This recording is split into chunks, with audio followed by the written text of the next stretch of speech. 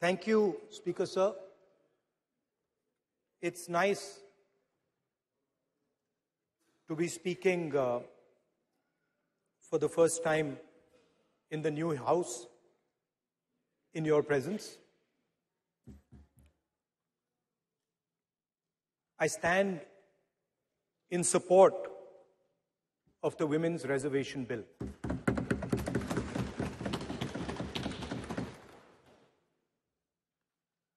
Yesterday, I was listening to the discussion, and the issue of the Sengol came up.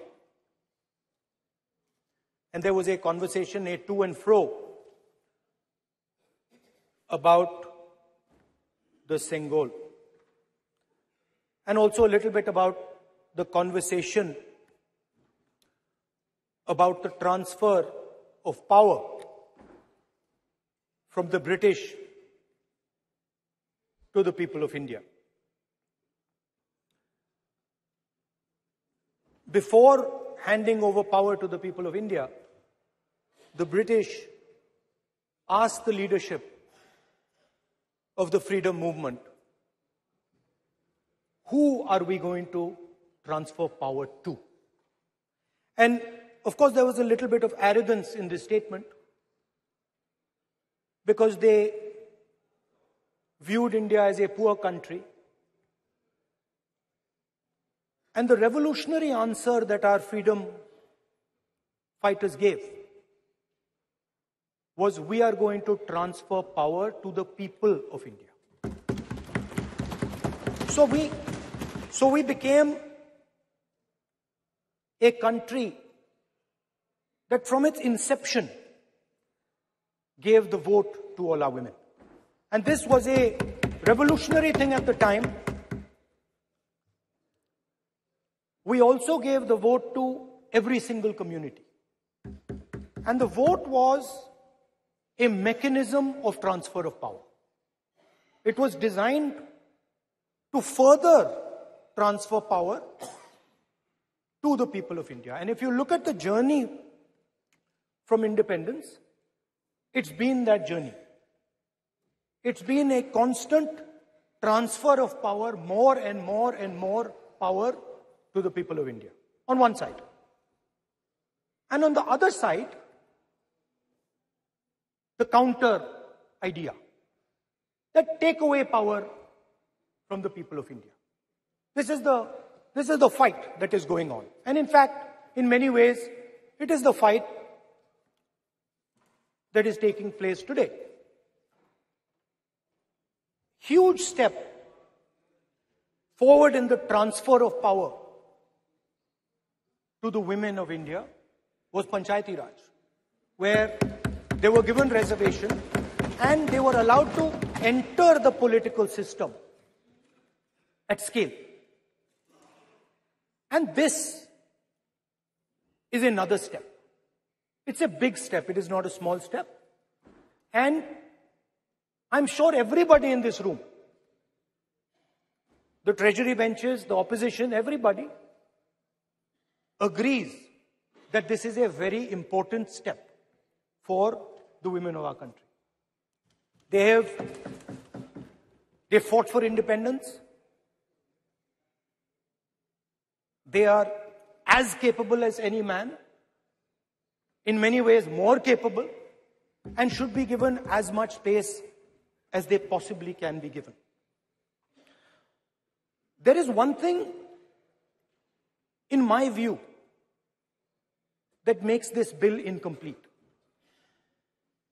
I would like to have seen OBC reservation included in this bill.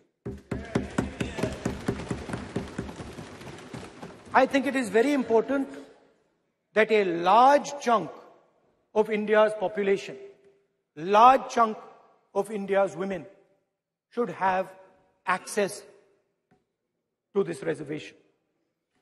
And that is missing in this bill. There are also two things that seem strange to me.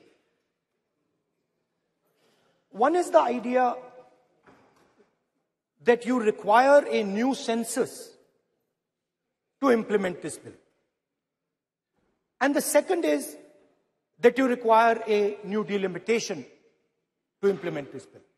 In my view, it is quite simple. This bill can be implemented today by giving 33% of the seats in the Lok Sabha and the Vidhan Sabha to India's women. And so I wonder if this is not designed to push the ball forward. To push the ball forward 7, 8, 9 years, and then let this thing play out the way it does.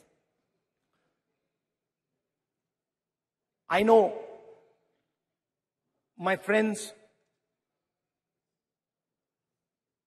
tend to like to take the attention of people away from other issues. You know, there is of course the Adani issue, which is they always want to take the attention away. But there is another, I would like to say that. One of the things that, this is quite a nice building. Nice peacocks. Nice peacock feathers on the ground. Nice peacock feathers in the chair. It's a nice, tasteful building. But frankly, I would have liked to see the President of India in this process. The President of India is a woman.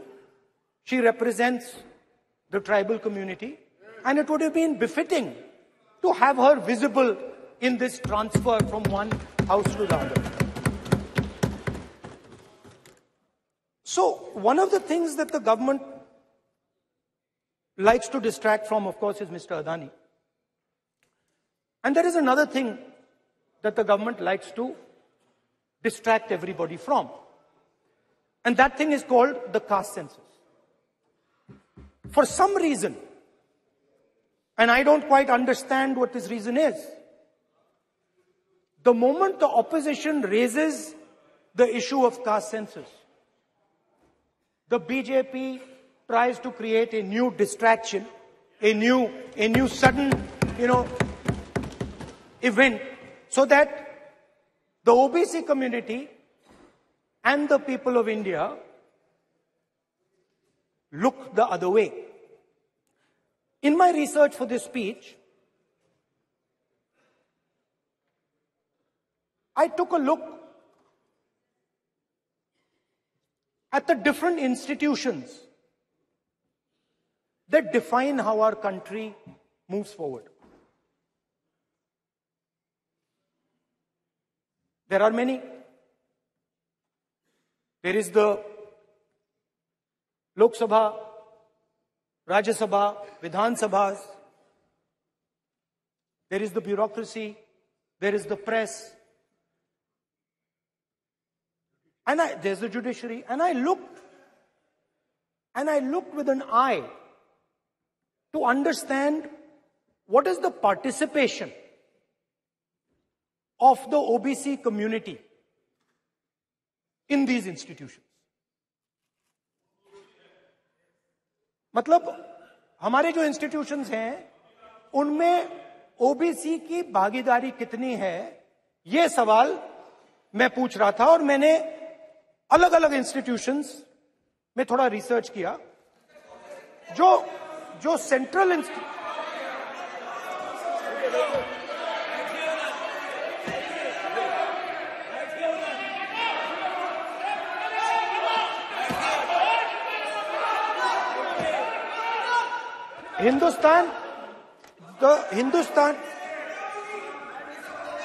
the central, don't worry, don't be scared, we are discussing, डरो मत, हम caste census की बात कर रहे हैं, डरो मत.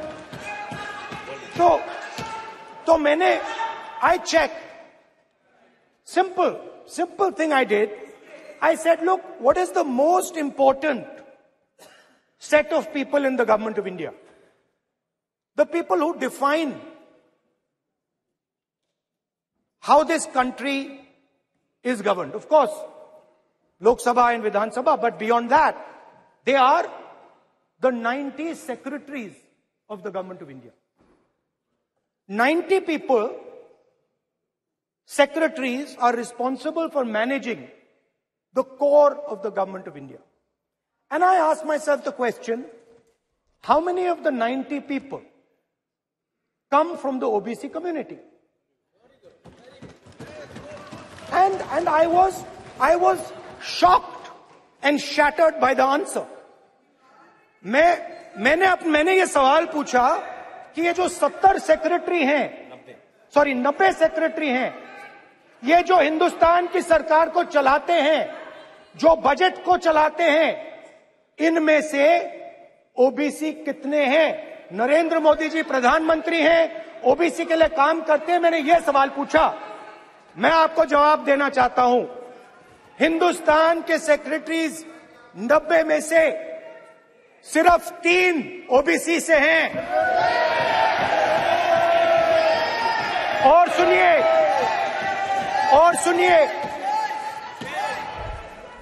सुनिए, नहीं घबराइए मत, डरो मत। और सुनिए, ये जो सेक्रेटरीज हैं जो ओबीसी कम्युनिटी से हैं, ये हिंदुस्तान के सिर्फ 5% बजट को कंट्रोल करते हैं। मतलब अगर हिंदुस्तान का बजट 44 लाख करोड़ का है, तो ये 2.47 लाख करोड़ मतलब 5% कंट्रोल करते हैं। और सुनिए, मैं कर रहा हूं, मैं वहीं आ रहा हूं।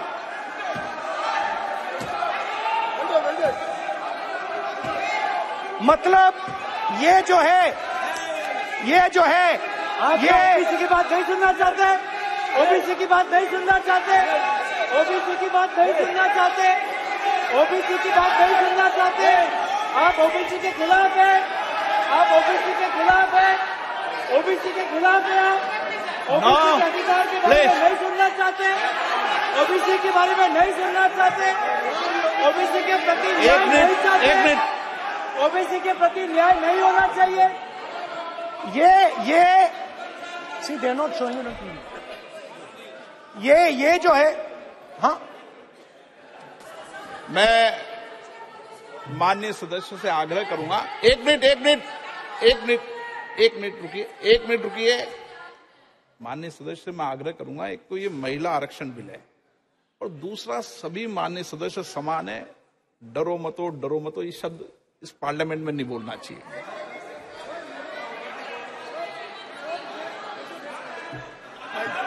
सर, ये जो डिस्कशन है, sir, speaker sir, this discussion,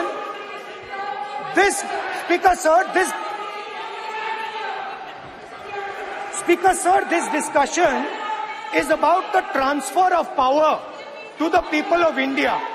The women being one group of the people of India and the OBC community being another group of the people of India. And I am elaborating that the OBCs, who number a huge percentage, have 3% of the 90 secretaries of this country and control and define 5% of India's budget. This is an insult and a shame to the OBC community. ये OBC community का अपमान है। तो सवाल उठता है कि इस देश में कितने OBC हैं, कितने दलित हैं, कितने आदिवासी हैं, और उस सवाल का जवाब सिर्फ कास्ट सेंसस से मिल सकता है।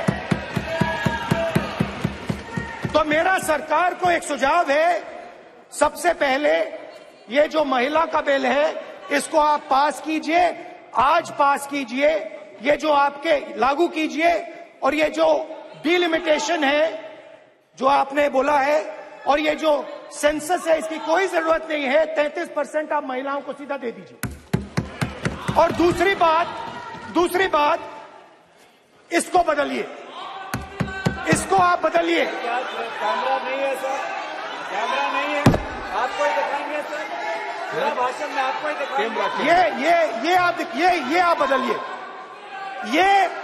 ये जो लिस्ट है, ये ओबीसी समाज का अपमान है। 90 लोग हिंदुस्तान के सेक्रेटरी हैं, उनमें से 3 लोग ओबीसी समाज के हैं, 5% बजट को कंट्रोल करते हैं।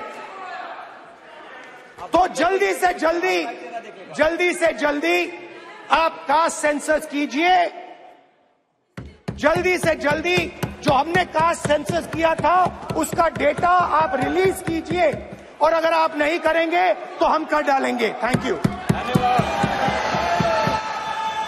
माननीय गृह मंत्री जी।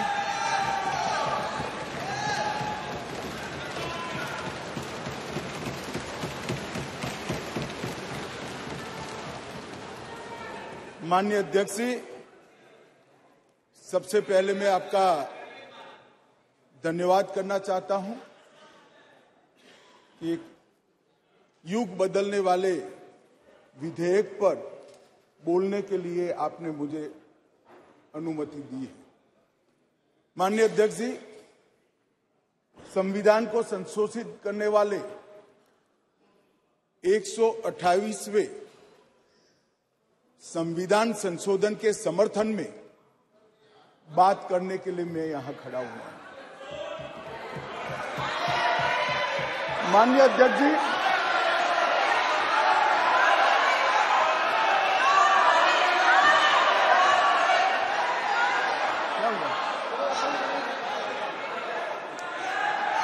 माननीय अध्यक्ष जी, जिसको जाना है डरिए मत। अरे भाई डरो मत। नो, जिसको जाना है जाने दिया से क्यों? प्लीज, कोई भी सदन में रुक सकता है, जा सकता है। माननीय अध्यक्ष जी, प्लीज। नो। माननीय अध्यक्ष जी,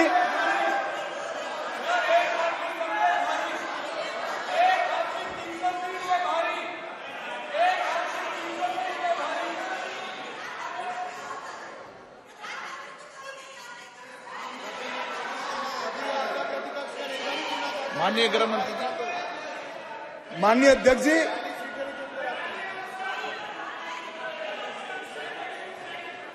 कल का दिन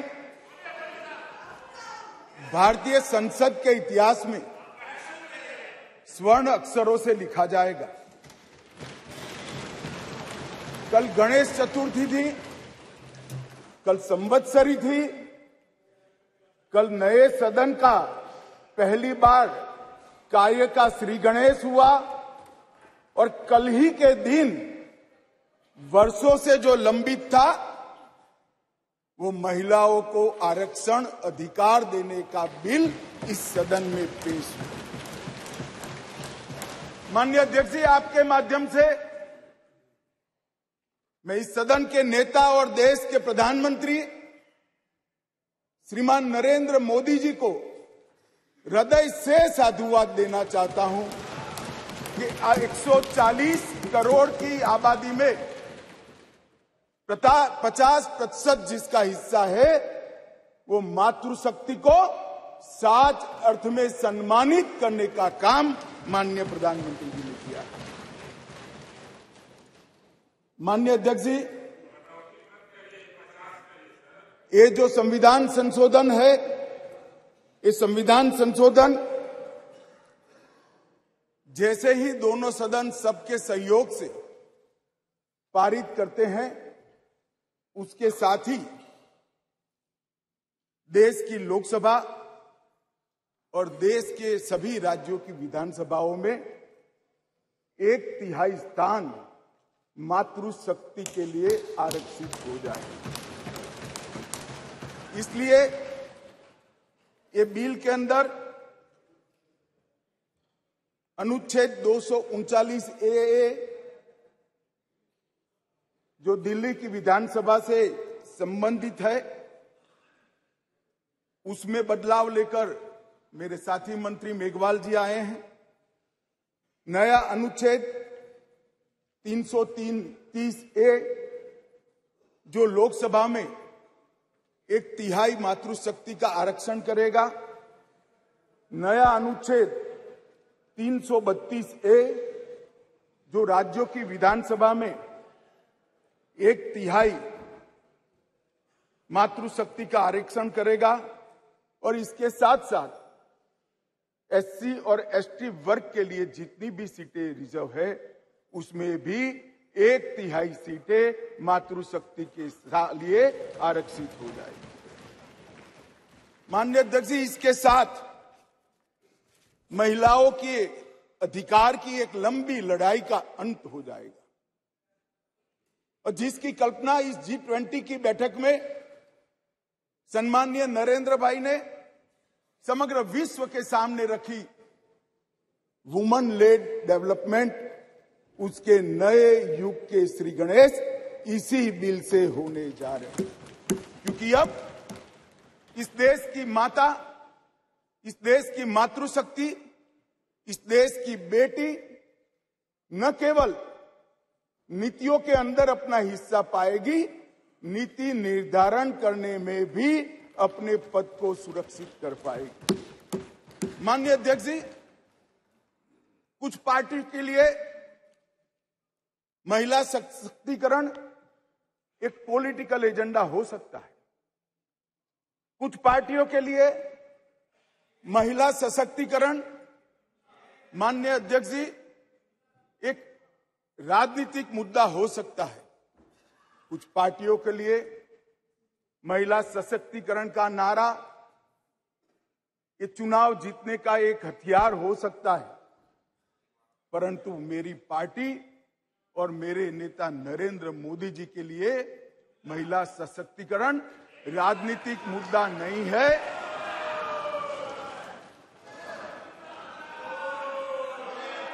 फिर से सुनिए, मेरी पार्टी और मेरे नेता नरेंद्र मोदी जी के लिए महिला सशक्तिकरण राजनीतिक मुद्दा नहीं, मान्यता का सवाल है, मान्यता का सवाल। माननीय अध्यक्ष जी,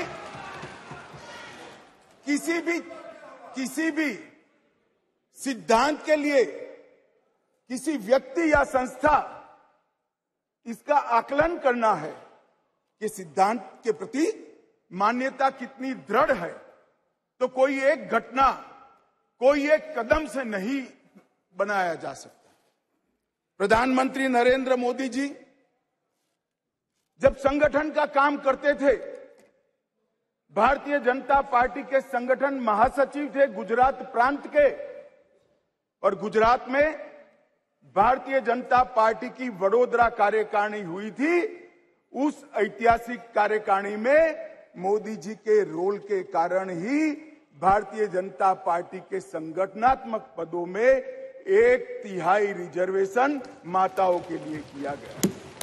और ऐसा करने वाले मैं गर्व से कह सकता हूं कि मेरी पार्टी सबसे पहली पार्टी है और मेरी पार्टी सबसे अंतिम पार्टी। माननीय अध्यक्ष जी, मोदी जी जब मुख्यमंत्री थे, ढेर सारे लोगों को मुख्यमंत्री रहते हुए ढेर सारी भेंटें मिलती हैं। ज्यादा से ज्यादा सभी लोग इसको तोशा खाना में आरक्षित रखवा देते हैं। मोदी जी ने उस वक्त निर्णय किया था और सार्वजनिक घोषणा भी की थी कि जितनी भी भेंट आएगी उसका ऑक्शन होगा और वो बच्चियों की पढ़ाई लिखाई के लिए खर्च किया जाएगा। माननीय अध्यक्ष जी, सीएम रहते हुए भी उनको प्रधानमंत्री देश की जनता ने चुना। 2014 में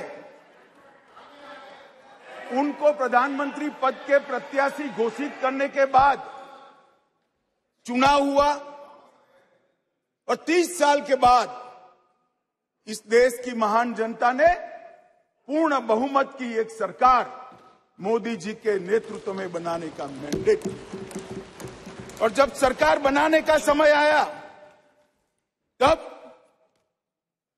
मोदी जी का स्वाभाविक था कि मुख्यमंत्री पद से इस्तीफा देना, और इस्तीफा देने के बाद ही वो प्रधानमंत्री बन सकते थे। तो मुख्यमंत्री पद से जब मोदी जी ने इस्तीफा दिया तब इनके बैंक अकाउंट में माननीय अध्यक्ष जी, भाई उनको जवाब न दो। इनके बैंक अकाउंट में जितना भी मुख्यमंत्री की तनख्वाह से और जितना भी पैसा बचा था वो सारा का सारा गुजरात सचिवालय की वर्ग 3 और 4 के कर्मचारियों की बच्चियों की पढ़ाई लिखाई के लिए। माननीय अध्यक्ष, इसके लिए कोई सर्कुलर नहीं था, इसके लिए कोई कानून नहीं बनाया था। यही मोदी जी थे जब गुजरात के मुख्यमंत्री थे, तब बेटी बचाओ बेटी पढ़ाओ का नारा देश भर में दिया और गुजरात में उनके प्रयासों से जन जागृति के माध्यम से कोई कानून के बगैर लिंग अनुपात के अंदर बहुत बड़ा परिवर्तन कर लाखों बेटियों को पृथ्वी पर आने का अधिकार इस नरेंद्र मोदी जी ने दोम धपकी धूप में मई महीने में पटवारी से लेकर मुख्यमंत्री तक पूरी की पूरी सरकार 5 दिनों तक गर्ल चाइल्ड एनरोलमेंट के लिए गांव गांव में जाती थी। कोई कस्बा ऐसा नहीं होता था जहां पर सरकार के पदाधिकारी नहीं जाते थे। पंच, सरपंच, जिला पंचायत के सदस्य, तहसील पंचायत के सदस्य, विधायक, सांसद, मुख्यमंत्री, मंत्री सभी लोग जाते थे और बच्चियों को पढ़ाने के लिए, उनके एनरोलमेंट के लिए और ड्रॉप आउट रेशियो के कम करने के लिए, उनको फिर से पुनः दाखला दिलाने के लिए गांवों में निवास करते थे। माननीय अध्यक्ष जी, बेटी बचाओ बेटी पढ़ाओ, इसका परिणाम क्या था? एक और तो लिंग अनुपात में बहुत बड़ा अंतर आया और दूसरी ओर कांग्रेस पार्टी जो लेगेसी छोड़कर गई थी गुजरात में, उसमें प्राइमरी एजुकेशन में 37% ड्रॉप आउट रेशियो था और मोदी जी जब मुख्यमंत्री से प्रधानमंत्री बनने के आए तब वो 30% ड्रॉप आउट रेशियो घटकर 0.70% माननीय अध्यक्ष जी, इसलिए मैं कहता हूं कि हमारे लिए राजनीतिक मुद्दा नहीं है, हमारी मान्यता का मुद्दा है, हमारे स्वभाव का मुद्दा है, हमारी कार्य संस्कृति का मुद्दा है। माननीय अध्यक्ष जी, जहां तक नरेंद्र मोदी जी की केंद्र में सरकार बनी, ये कह रहे हैं कि पहले भी हुआ था, पहले रोक लिया गया, ये सब बातें तो मैं बाद में बताता हूं, परंतु ये जो महिला सशक्तिकरण की बात है, ये संविधान संशोधन से जुड़ी हुई नहीं है। महिलाओं के लिए सुरक्षा, सम्मान और सहभागिता, ये तीनों चीजें जिस दिन मोदी जी ने इस देश के प्रधानमंत्री पद का शपथ लिया, जिस दिन से भारतीय जनता पार्टी की सरकार बनी, इस सरकार का श्वास और प्राण दोनों बने हुए हैं। माननीय अध्यक्ष, कई ऐसी चीजें हैं जो हुई है। आज मैं कहना चाहता हूं माननीय अध्यक्ष जी, जिस दिन मोदी जी इस देश के प्रधानमंत्री बने, इस देश के 70 करोड़ लोग ऐसे थे जिनके घर में बैंक अकाउंट नहीं था। मोदी जी ने जनधन योजना चालू करी, बैंक अकाउंट खोलने का अभियान चालू किया, 52 करोड़ बैंक अकाउंट खोले गए और 52 करोड़ बैंक अकाउंट में से 70% बैंक अकाउंट माताओं के नाम से खोले गए। माननीय अध्यक्ष जी, माताओं के नाम से आज महिला सशक्तिकरण हुआ है। सारी योजनाओं का जो पैसा जा रहा है, माननीय अध्यक्ष जी, किसने 10 मिनट दिए मुझे?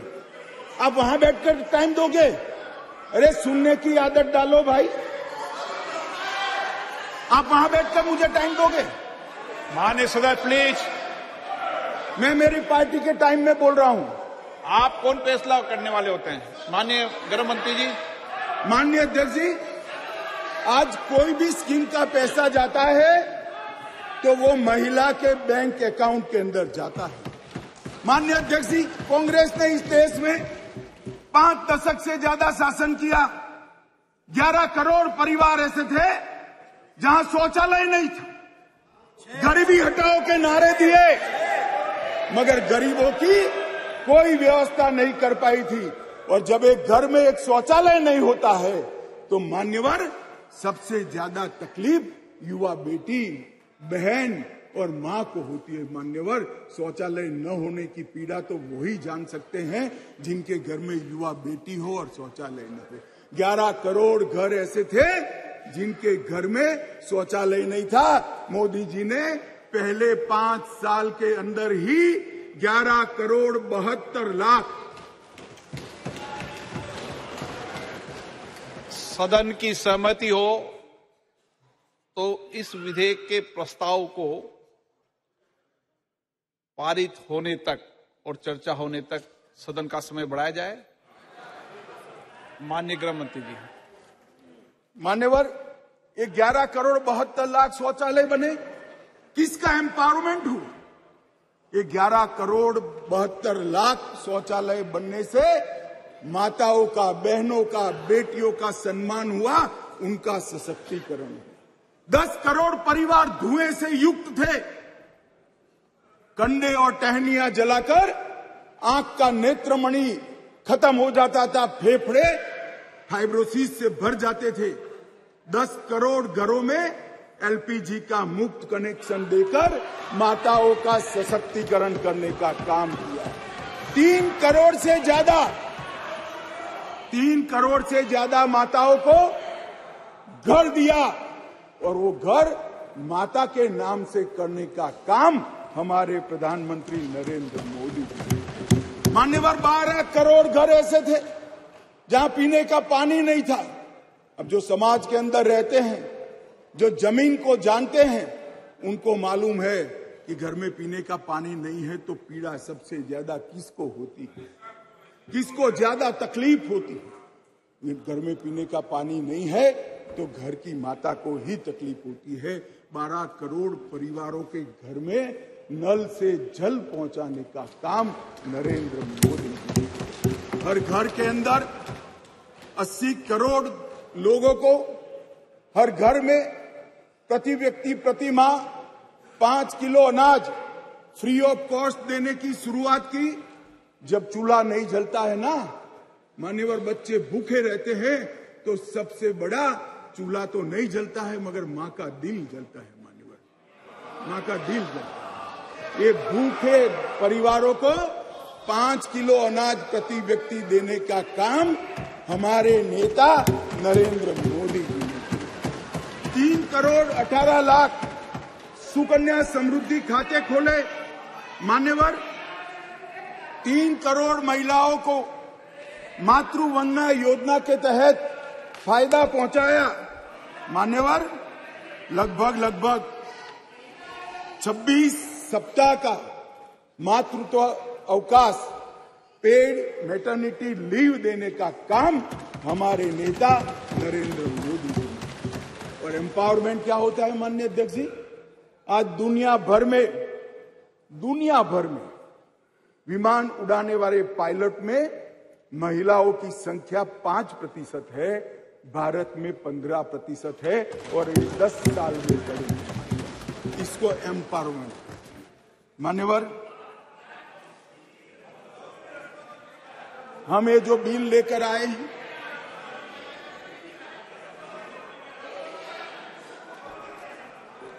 मान्यवर, ये जो बिल लेकर हम आए हैं, कई सारी साथी महिला सांसदों ने कहा कि महिला को रिजर्वेशन देकर नीचा नहीं दिखाना चाहिए। महिला भी उतनी ही सशक्त है जितना पुरुष सशक्त है। मैं आपसे एक कदम आगे जाता हूं। महिला पुरुष से भी ज्यादा सशक्त है, महिला पुरुष से भी ज्यादा है। मगर समाज व्यवस्था ऐसी बनी है जिसके अंदर इस आरक्षण से अब डिसीजन मेकिंग में, पॉलिसी मेकिंग के अंदर महिलाओं की भागीदारी सुनिश्चित कर दी जाएगी। ये सम्मान करने के लिए एक आरक्षण है। मान्यवर, इस देश में जो भी रहता है, जिसकी जड़ें भारत से जुड़ी है वो कोई भी महिला को कमजोर उबारने की गलती नहीं कर सकता। मान्यवर, दुर्गा, सरस्वती और लक्ष्मी 3 स्वरूप है देवियों के। दुर्गा शक्ति का स्वरूप है, सरस्वती विद्या का स्वरूप है और लक्ष्मी ऐश्वर्य का, वैभव का स्वरूप है।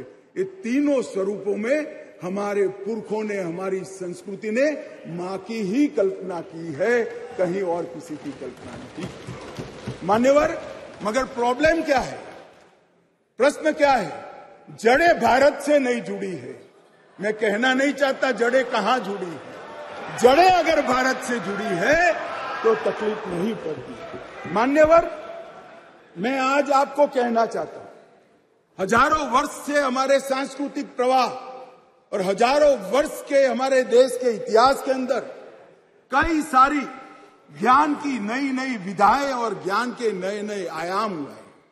कहीं वेदों की ऋचा है, कहीं उपनिषदों के मंत्र हैं, कभी पुराणों के श्लोक पढ़े हैं। ऋग्वेद के कुल 422 मंत्रों में महिलाओं का महिमा मंडन करने का काम हमारे ऋषियों ने किया है।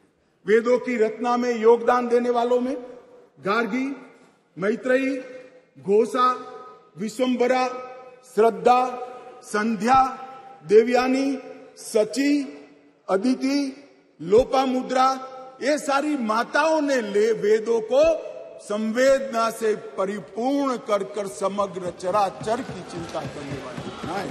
माननीय अध्यक्ष जी, कहा जाता है अदिति को इंद्र की मां कहा जाता है। मान्यवर, अदिति चारों वेदों में पारंगत थी और चारों वेदों को पूर्ण करने में उन्होंने बहुत बड़ी भूमिका निभाई।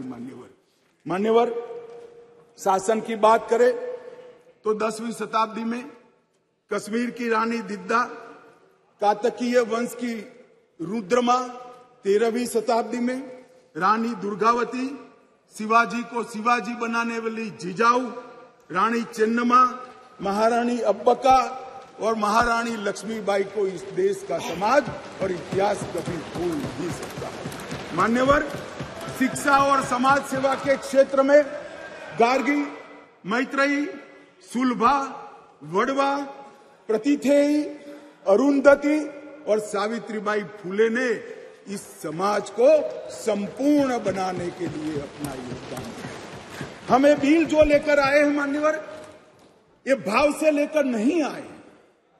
एक प्रकार की समाज व्यवस्था बनी है और समाज व्यवस्था में एक क्षति है। एक क्षति को सुधारने के लिए, महिलाओं को प्रतिभागिता बढ़ाने के लिए, उनका सम्मान करने के लिए 50% आरक्षण लेकर आज हम यहां पर आए हैं। मान्यवर, जहां तक ढेर सारे लोगों ने अलग अलग प्रकार की बातें की है मान्यवर, मैं आज यहां कुछ चीजों का जवाब भी जरूर देना चाहूंगा। मैं इससे पहले स्पष्ट कर देता हूं, कोई ये जवाब को अपने दिल से न लगा ले।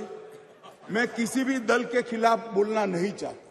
बहुत मौके आएंगे जहां राजनीतिक उत्तर देने की जरूरत होगी, दमखम के साथ देंगे, डट कर देंगे। परंतु एक ऐसा मौका है जिसमें ये सदन ने समग्र देश को ही नहीं मान्यवर, आपके माध्यम से समग्र विश्व को ये संदेश देने की जरूरत है कि मोदी जी ने जिसकी कल्पना करी, एक वुमन लेड डेवलपमेंट के लिए पूरा सदन एक मत। मान्यवर, मगर कुछ चीजें यहां कही गई है, इसलिए मेरा बहुत जरूरी है कि इसकी स्पष्टता कर दी जाए।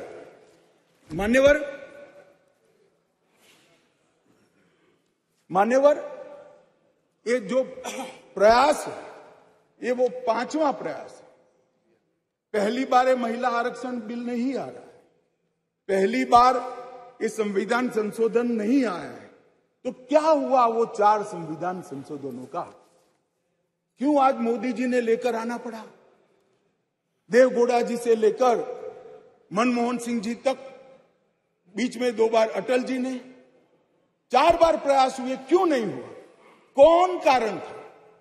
किसके कारण पास नहीं हुआ? क्या प्रयास अधूरे थे? क्या मंशा अधूरी थी या कुछ लोगों ने इस प्रकार का किया कि आगे हो ही न पाए? मान्यवर, ये मैं जरूर बताना चाहता हूं। मान्यवर, सबसे पहले इस संविधान संशोधन विधेयक 81वें संशोधन विधेयक के रूप में 12 सितंबर 1996 में आया, देवगौड़ा जी लाए। मुझे कोई आपत्ति नहीं है भाई, इसका पूरा यश कांग्रेस पार्टी में के अकाउंट में डालना है तो डाल दीजिए, आप भी वोट दे दीजिए, सहमति दे दीजिए, अपने आप आपको वोट मिल जाएगा। परंतु मैं जो स्थिति है, जो सच्चाई है, वो देश की करोड़ों माताओं बहनों को बताना चाहता हूं। ये विधेयक को पहली बार लेकर आए एचडी देवगौड़ा प्रधानमंत्री जी थे, तब ये सरकार लेकर आई। मान्यवर, उस वक्त कांग्रेस पार्टी विपक्ष में बैठा करती थी। देवगौड़ा जी की नहीं, और उनके ही कारण गिर गई थी, सरकार में नहीं थे, सरकार में नहीं थे। अरे बैठो यार। मान्यवर, विधेयक सदन में रखने के बाद विधेयक को गीता मुखर्जी की अध्यक्षता में एक संयुक्त समिति को दे दिया गया और संयुक्त समिति ने 9 दिसंबर 1996 को अपनी रिपोर्ट दे दी, परंतु दुर्भाग्य से विधेयक कभी सदन तक पहुंच नहीं पाया, आया ही नहीं। क्या हुआ मालूम नहीं। और जब 11वीं लोकसभा का विघटन हो गया तो अनुच्छेद 107 के तहत इस विधेयक को लैप्स माना गया और विधेयक वही चला गया। मान्यवर, फिर अटल जी प्रधानमंत्री बने। 14 दिसंबर 1998 में 84वां संविधान संशोधन विधेयक आया और ये विधेयक 12वीं लोकसभा के विघटन के साथ समाप्त हो गया, क्योंकि इसको पेश ही नहीं करने दिया। कुछ दृश्य हुए थे, इस सदन में मैं बोलना नहीं चाहता। अडवाणी जी के हाथ से बिल छीन लिए गए। नहीं, वो ठीक है। नहीं, अभी भी कर रहे हो ना आप, अभी भी कर रहे हो मान्यवर। और 12वीं लोकसभा के साथ अनुच्छेद 107 के तहत वो विलोपित हो गया। फिर 13वीं लोकसभा में अटल जी ही प्रधानमंत्री थे और हम फिर से बिल लेकर आए और उस पर भी चर्चा नहीं हो पाई। अब किसने नहीं की, किसने नहीं की, इसमें मैं जाना नहीं चाहता, क्योंकि आज मैं किसी को दोषारोपण करने के लिए नहीं आया हूं। मगर इस संसद ने, इस सम्मानीय गृह ने कभी न देखे हो इस प्रकार के कुछ दृश्य 13वीं लोकसभा में देखे, जो पुराने अनुभवी सांसद है उन्होंने देखे हैं मान्यवर। और वो भी अनुच्छेद 107 के तहत विलोपित हो गया। इसके बाद में संविधान का 108वां संशोधन डॉक्टर मनमोहन सिंह जी लेकर आए। मनमोहन सिंह जी संशोधन लेकर आए, वो पहले राज्यसभा में रखा, राज्यसभा में संशोधन पारित हुआ, उसके बाद में लोकसभा में लाने का मौका ही नहीं हुआ और वो विधेयक भी विलोपित हो गया। तो कल जो मैं कहता था अधीर रंजन जी कि विधेयक, आपने कहा कि विधेयक अभी लंबित है, लंबित नहीं है, जिंदा नहीं है, जीवित भी नहीं है। बैठ जाओ, मैं समझा देता हूं, आप बैठ जाइए, मैं समझा देता हूं। मान्यवर, जब लोकसभा का विघटन होता है, लोकसभा जब विघटित हो जाती है तो अनुच्छेद 107 के तहत लंबित विधेयक जितने भी है वो विलोपित हो जाते हैं, यहां पर नहीं रहते। नहीं, कल उन्होंने सवाल किया था कि विधेयक क्यों फिर से लाना पड़ा, हमारा विधेयक पड़ा है, नहीं पड़ा है, इसलिए विधेयक फिर से लाना।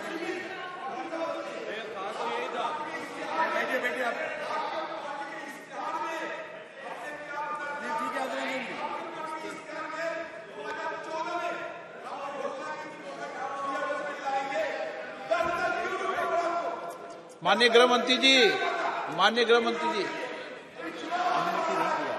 माननीय गृह मंत्री जी को अनुमति नहीं दी आप। मान्यवर ये मुझसे 10 साल का हिसाब मांग रहे हैं, अपने 60 साल का हिसाब नहीं देते हैं। अब कौन समझाए? देश की जनता देख रही है। मान्यवर ये विधेयक 5 बार आया, 4 बार आया, 4 बार पारित नहीं हो पाए।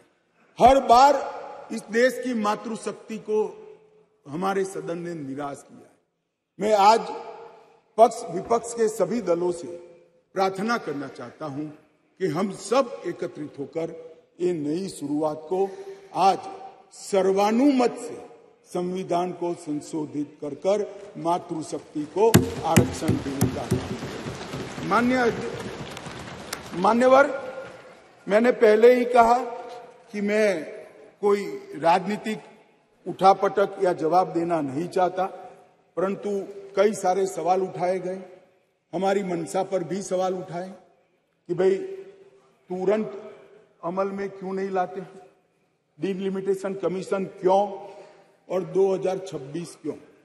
मैं सारी चीजों का एक एक कर जवाब देना चाहता हूं। माननीय अध्यक्ष जी, पार्लियामेंट में रिजर्वेशन की जो प्रोविजन है वो आर्टिकल 330 में है और ये इसी तरह से विधानसभाओं में आरक्षण का जो प्रावधान है ये आर्टिकल 332 में है। ये दोनों रिजर्वेशन अनुसूचित जाति और जनजाति को लागू होती है, दोनों को लागू होती है। मान्यवर, अभी बहुत सारे सवाल उठाए गए, ओबीसी क्यों नहीं, डिलिमिटेशन कमीशन क्यों और क्यों इतनी देरी कर रहे हैं।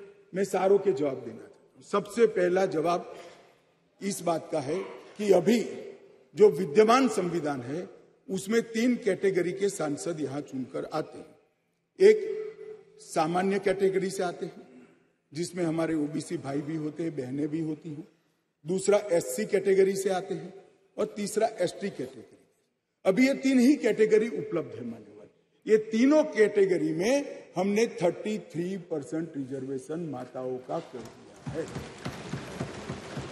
और जहां तक सवाल है कि ऐसा क्यों किया, जो आगे मैंने कहा कि डिलिमिटेशन कमीशन क्यों बनाया, प्रोविजन क्यों रखा है और 2026 क्यों, मैं अब इस पर आता हूं मान्यवर। अभी जो संविधान संशोधन आया है इसमें आर्टिकल 330A और आर्टिकल 332A इसके माध्यम से वुमेन रिजर्वेशन का प्रोविजन हमने किया है। और इसी के साथ साथ तीनों कैटेगरी में, सामान्य कैटेगरी में, एससी कैटेगरी में और एसटी कैटेगरी में वर्टिकल रिजर्वेशन देकर 1/3 सीटों को महिलाओं के लिए, माताओं के लिए आरक्षित करने का काम ये संविधान संशोधन जो मेघवाल जी लाए हैं उसको लेकर आए हैं। मान्यवर, अब डिलिमिटेशन कमीशन को पहले हम समझ लें। डिलिमिटेशन कमीशन हमारे देश की चुनाव प्रक्रिया को निर्धारित करने वाली एक महत्वपूर्ण इकाई का कानूनी प्रावधान है और वो अपॉइंटमेंट से होती है, मगर वो क्वासा जुडिशियल प्रोसीडिंग्स होती है। इसकी अध्यक्षता सुप्रीम कोर्ट के रिटायर्ड जज करते हैं। इसके अंदर चुनाव आयुक्त के एक प्रतिनिधि भी होते हैं और भी 2-3 संस्थाओं के प्रतिनिधि होते हैं जो चुनाव की प्रक्रिया के साथ जुड़े हुए होते। और इसके कानून के तहत सभी मान्य राजनीतिक दलों के एक सदस्य भी उस डिलिमिटेशन कमीशन के मेंबर होते हैं। अब 1/3 मान्यवर 1/3 सीटों का रिजर्वेशन करना है तो वो सीटों कौन तय करेगा? ये जो कह रहे हैं क्यों नहीं कर देते, कौन करे? हम करें। और फिर वायनाड रिजर्व हो गया है तो आप क्या करोगे? हमको कहोगे कि भाई पॉलिटिकल कर दिया। ओवैसी साहब नहीं, अगर हैदराबाद रिजर्वेशन होगा, रिजर्व हो गया तो कहोगे कि भाई पॉलिटिकल रिजर्वेशन कर दिया। इसलिए ये बहुत अच्छा है कि ये डिलिमिटेशन कमीशन जो क्वासा जुडिशियल प्रोसीडिंग से चलता है, हर राज्य में जाकर, हर क्षेत्र में जाकर ओपन हियरिंग देकर ट्रांसपेरेंट पद्धति से इसका नीति निर्धारण करता है, वो डिलिमिटेशन कमीशन से इसका निर्धारण हो। इसके पीछे केवल और केवल पारदर्शिता का ही सवाल है मान्यवर। कोई पक्षापक्षी नहीं होनी चाहिए। और मान्यवर, मैं इतना ही कहना चाहता हूं कि कुछ लोगों ने आज सोशल मीडिया में भूमिका बनाना शुरू की। हालांकि बहुत मुझे अच्छा लगा, सबको मैंने सुना है, सबने समर्थन करने का अपने भाषणों के अंदर वादा किया है। परंतु सोशल मीडिया में कुछ लोग भूमिका बना रहे हैं कि भाई इस विधेयक को इसलिए समर्थन न करो कि इसमें डिलिमिटेशन कमीशन का है और अभी के चुनाव में नहीं होगा। कुछ लोग कह रहे हैं इसमें ओबीसी आरक्षण नहीं है, मुस्लिम आरक्षण नहीं, इसलिए समर्थन न करो। मैं अलग कहता हूं, अब समर्थन नहीं करोगे तो क्या जल्दी आरक्षण आ जाएगा? तो भी 29 के बाद आएगा। समर्थन कर दो, गारंटी हो गई।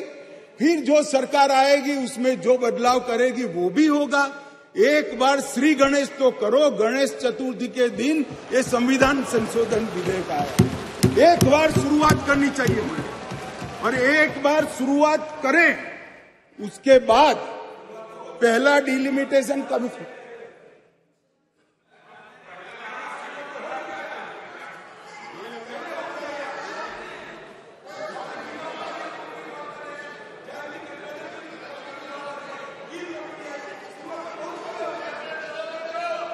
मगर पारित नहीं हुआ मान्यवर। ये कमेटी में रखना ही शुरुआत मानते हैं। इनके जो नारे हैं गरीबी हटाओ जैसे हैं, 50 साल हो जाए मगर गरीबी नहीं हटती। हम ऐसे नहीं है मान्यवर। हम तो जो कहते हैं मोदी जी के नेतृत्व में जो कहा जाता है वो किया जाता है मान्यवर। इससे कोई देरी नहीं होनी है। चुनाव के बाद तुरंत ही जनगणना और डिलिमिटेशन दोनों होंगे और बहुत जल्द ये दिन आएगा कि सदन में 1/3 माताएं यहां बैठकर देश के भाग्य को तय करती होगी मान्यवर। अभी हमारे साथी सांसद अभी चले गए। उन्होंने कहा देश जो लोग चलाते हैं, अब सब लोगों की अपनी अपनी समझ होती है। उन्होंने कहा कि देश जो लोग चलाते हैं उसमें सिर्फ 3 ओबीसी है। अब इनकी समझ है कि देश सेक्रेटरीज चलाते हैं, मेरी समझ है देश सरकार चलाती है मान्यवर। संविधान की स्कीम है, देश की नीतियों का निर्धारण इस देश की कैबिनेट करती है, इस देश की सरकार करती है, इस देश की संसद करती है। और आंकड़े अगर आपको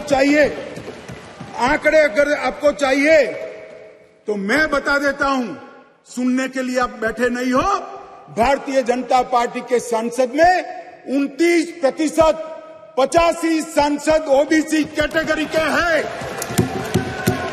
कंपैरिजन करना है तो आ जाइए। और मंत्री भी 29 ओबीसी कैटेगरी के मान्यवर। सस्ते चुनावी वादे करना और पॉलिटिकल भाषण करना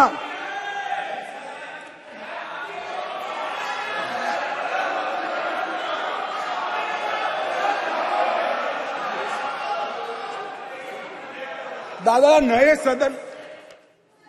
सदन में तो उम्र के हिसाब से कुछ करिए मान्यवर। बीजेपी के ओबीसी एमएलए 1358 में से 365 है, 27% है। ये सभी ओबीसी का राग आलापने वालों से ज्यादा है मान्यवर। बीजेपी के ओबीसी एमएलसी 163 में से 65 है, 65 है, 40% है। ये 33% की बात करते हैं मान्यवर। चुनावी भाषण करना बहुत ठीक है, कोई एनजीओ बनाकर दे देता है, चिट्ठियां आकर पढ़ जाना ठीक है। भैया मन से पिछड़ा वर्ग का कल्याण करने का काम हमारे नेता नरेंद्र मोदी जी ने किया। नरेंद्र मोदी जी जब पहली बार संसद के अंदर नेता चुने गए, मोदी जी जब पहली बार संसद के अंदर नेता चुने गए और कहा गया उनको भाषण करने के लिए, लिखा हुआ भाषण एक साइड पे रह गया। उन्होंने कहा 2014 में मेरी सरकार दलितों की सरकार है, आदिवासियों की सरकार है, पिछड़ों की सरकार है, महिलाओं की सरकार। और मान्यवर आज देश के 80 करोड़ गरीबों को घर, शौचालय, बिजली, पानी, दवाई, गैस का सिलेंडर और खाने के लिए अनाज देने के बाद आज माताओं के लिए 33% आरक्षण नरेंद्र मोदी जी लेकर आए हैं।